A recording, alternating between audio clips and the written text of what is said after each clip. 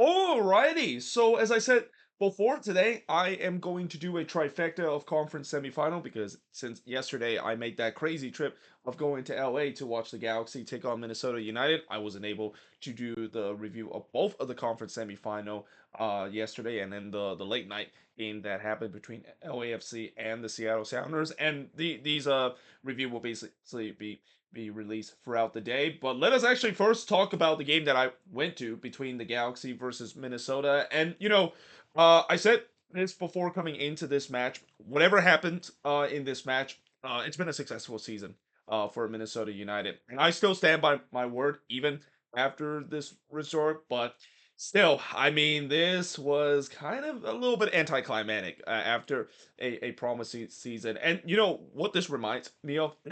Reminds me of what happened a couple of years when Minnesota had that unexpected good run in the Leeds Cup, only to get absolutely thrashed by Nashville. I think in the quarterfinal, if I recall. And in this game, yeah, the defense, where were they in this game? It feels like they were still on the week break because they had no answer against this Galaxy Polton attack, and it start from the get go too. Like literally 30 seconds into this game before when I was sitting where the Minnesota fans were before they even getting ready to start the chant and try to support the team on the road. Gabriel Peck would score from Pooch and Nelson to give the Galaxy a 1-0 lead. That is just 30 seconds in, and that was the first shot of the game as well. And that is going to also go down as one of the quickest goal that has ever scored in the playoffs, and possibly the worst start for the Loons coming into this game. Because coming into this game, I just had a feeling that Minnesota was going to do something very similar to what we saw Seattle did against LAFC. They're gonna make it compact. They're gonna make it tough for the Galaxy to break them down. And yeah, so much for that. After just 30 seconds into this game. Yoboa did look to answer, but he was denied by McCarthy in the fourth minute. But he did answer just 1 minute later as he scored from Diaz and Rosales to make it 1-1 in this game. And I mean, bro, both defense seems like they're coming out of the 3 week break because there was none to be found early in this game. And I also want to say that this game felt like a very Galaxy game, wasn't it? I mean, this game really felt like a Galaxy game because it's not a Galaxy game if there's no crazy thing that is going to happen. And if you are expecting to see a goal in an MLS game, even in the playoffs, just watch a Galaxy game because so far this season they've been the one that are just putting some ridiculous numbers on the score sheet, especially on their end as well. Yoshida did look to respond, but he puts it wide from close range in the 15 minute. But then in the 19 minute, the Galaxy gets the lead back. It's Joveljic. He scored from Pooch to make it 2-1 in favor of the Galaxy. It was a great delivery there from Ricky Pooch from the free kick, but not great set piece defending there from the Loons. I mean, leaving Joveljic wide open there in the front post, you cannot do that, especially with the caliber that he has, and really the caliber of this front four that the Galaxy had. I said before that right now, coming into this game, besides LAFC, the Galaxy probably have the best attack of the remaining team, and it kind of shown in this game and really in this playoff too. It's hard to believe that they have now scored 15 goals in the last 3 games. They're averaging 5 goals. Per game in the playoffs. That is unheard of. They might even potentially break the record for the most goal ever scored in the playoffs. They keep it this way.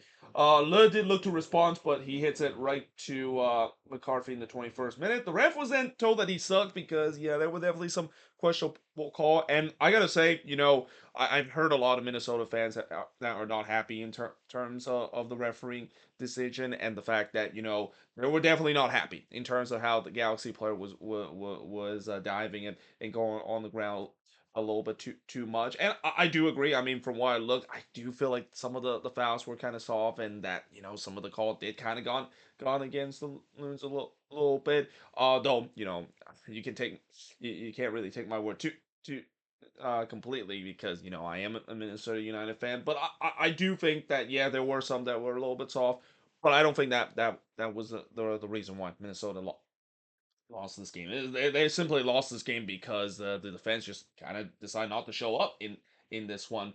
Cirillo then had a shot that was deflected and goes wide. The Galaxy started to dominate possession while the Loons are starting to sit deeper and looking for the transition, something that I thought that was supposed to be the game plan in this one, and it would have been a good game plan again if the defense would have showed up because in the 38th minute, Minnesota would give up another goal. It's Joseph Painto. He scored from Jovic to make it 3-1 in favor of the Galaxy, and that was just so beautiful build up there from the Galaxy. Just vintage Galaxy build up. There's a reason why they're one of the best team in the league this season. But once again, just balloons all over the place. The defensive lead there, and just like that, they found themselves 3-1 down. Yoboa looked to answer again, but he drags this one wide, and then a penalty was given to Minnesota after Paintil brought down Harvey in the box. Now, as the penalty was about to be taking place, there were definitely some extracurricular activity that was going on. There was some coming together. First of all, there was some gamesmanship that was shown by John McCarthy. He was kind of doing the Dane Sinclair kind of moment, decided to grab the water bottle, take his time to to get ready to potentially save the penalty. But then after that happened, there was definitely some feistiness that was shown. Again, it is a playoff game. There's going to be some competitive edge that will show, and it could at time reel its ugly side. But I just kind of had a faking that with all that time that was ticking, is that going to potentially get in the head of the penalty kick taker, and the fact that you waited for so long before you can take the penalty.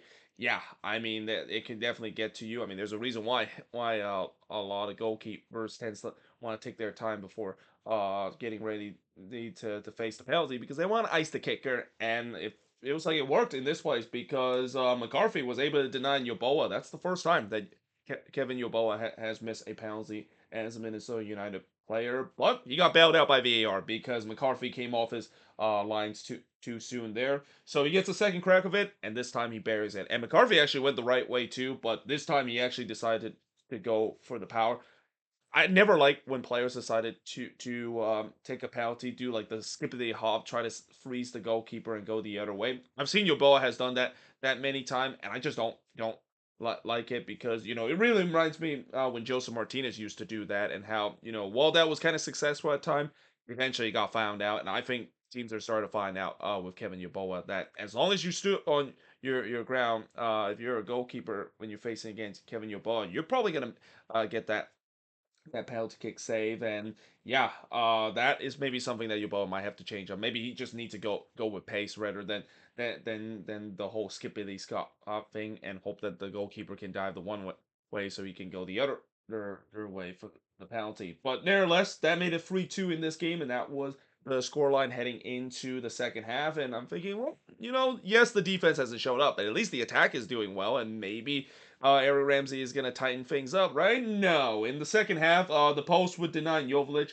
as the flag went up, but just 1 minute later, they will restore their two-goal lead, the Galaxy. It's Gabriel Peck. He scored from Garces to make it 4-2 in favor of the Galaxy. Just, again, simple run there from Gabriel Peck from their own half. I mean, he did pretty much a Messi-esque kind of run there, and that defense for the Loons just pretty much playing Matador. I mean, it was pretty criminal to see how he was able to get past that Minnesota defense completely unopposed. Boxall did look to respond on a header, but he missed one in the 59th minute. We then go for a period where not much really happened, and you just kind of had a sense that fourth goal. I mean, we always talk about how when you concede a goal straight from halftime or early coming out of the break when you're already down, that is just as devastating blow as conceding a goal right before halftime or even late in the game, because that really took the air out of you. And I thought that was kind of the case where it really took the air out of this Minnesota team. McCarthy then denied Diaz from close range in the 73rd minute before a penalty was given to the Galaxy as Peck was brought down by Jefferson Diaz. I wrote brought down with quotation mark because, yeah, this was not a penalty. And I know I might be biased, but I don't think this is a penalty. I think Peck kind of went down too easily there. That's kind of been the theme for the Galaxy in this game. There were many times they went down a little too easily, and the referee kind of bought into that. But nevertheless, the penalty was given. But Dane Sinclair, again, if there's one thing that Dane Sinclair at least has done very very well in this playoffs, is that he is a menace when it comes to saving penalty, and he did it again. He denied Peck in the box there. To be fair, it wasn't really a good penalty there from Gabriel Peck. I also forgot to write "ball don't lie" in that moment because yeah, the ball definitely didn't lie when it comes to that moment. At least that gives a little hope for Minnesota, and I thought maybe that can spark this team. Not really.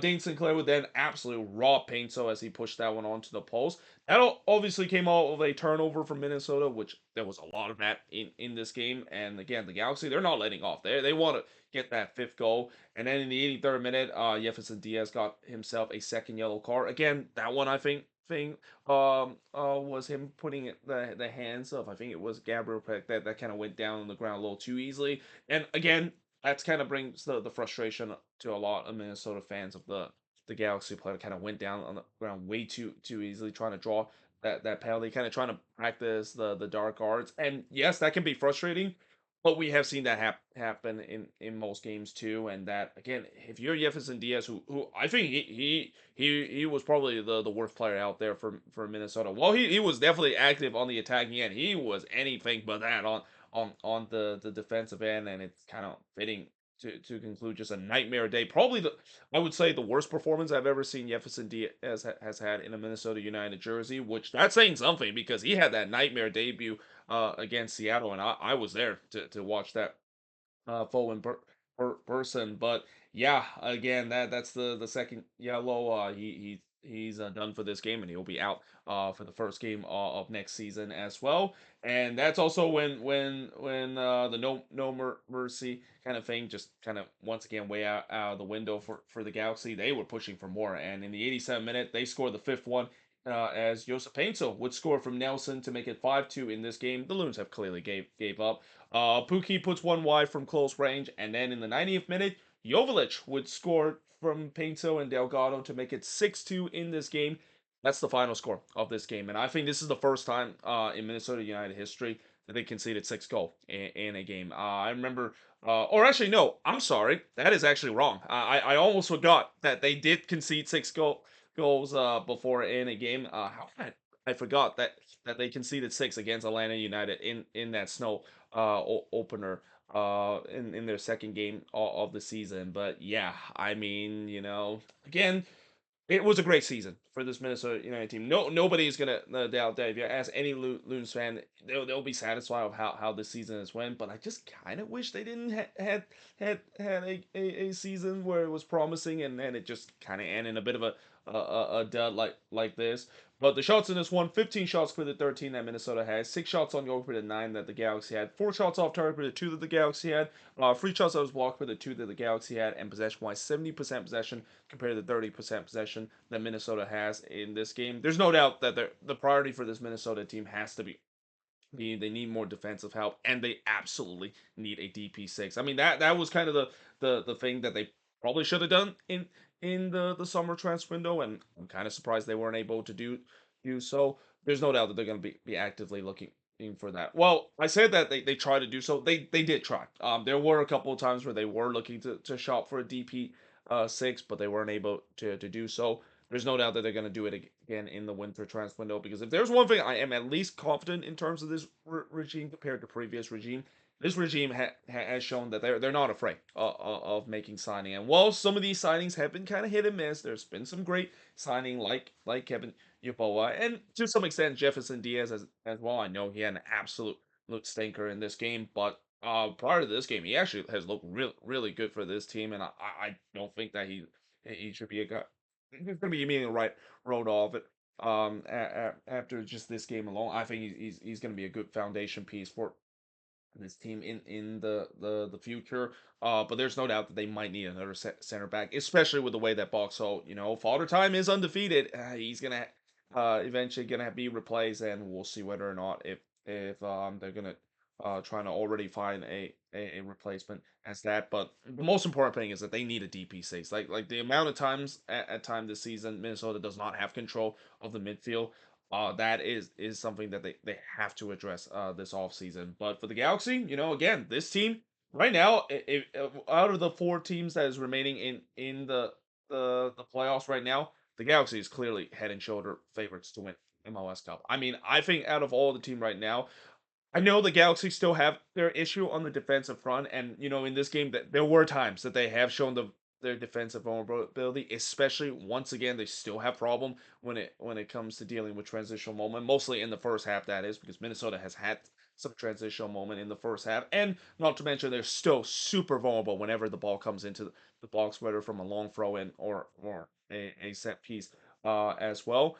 But their attack right now, the way that they're humming a way that I have not seen the team ever done on a tear like this. I mean, that don't only mask a lot of issue on the defensive end, but this is a team that I mean, unless their next game against Seattle should be interesting because Seattle they shut down a very potent LAFC attack, and it's going to be interesting to see whether they can do so again against the Galaxy. But if they can't do so, I mean, again, looking at those two teams in the Eastern Conference, Orlando and the Red Bulls that made it to the final, I don't think either of those teams might have enough to deal with the Galaxy. Maybe Orlando, but the Galaxy are just an absolute machine right now, and again they're probably now the odd man favorite to win MLS Cup, especially the way that the MLS Cup is now gonna have to go through LA. Like if you're going to win MLS Cup, you have to play the Galaxy on the road. And as I mentioned, this season the Galaxy they have been perfect this season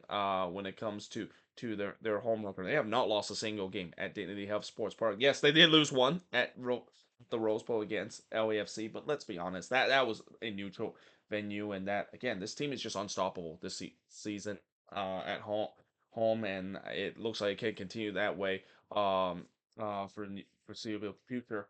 Unless if Seattle can offer some resistance in the conference final, which I'll talk about in just a bit when I talk about the LAFC versus Seattle game that is. But anyway, hope you guys enjoyed this video. If you do, make sure you guys leave a like, smash the subscribe button. As always, let me know in the comments below what do you think of this video. And yeah, hope you guys enjoyed this video, and I will see you guys next time.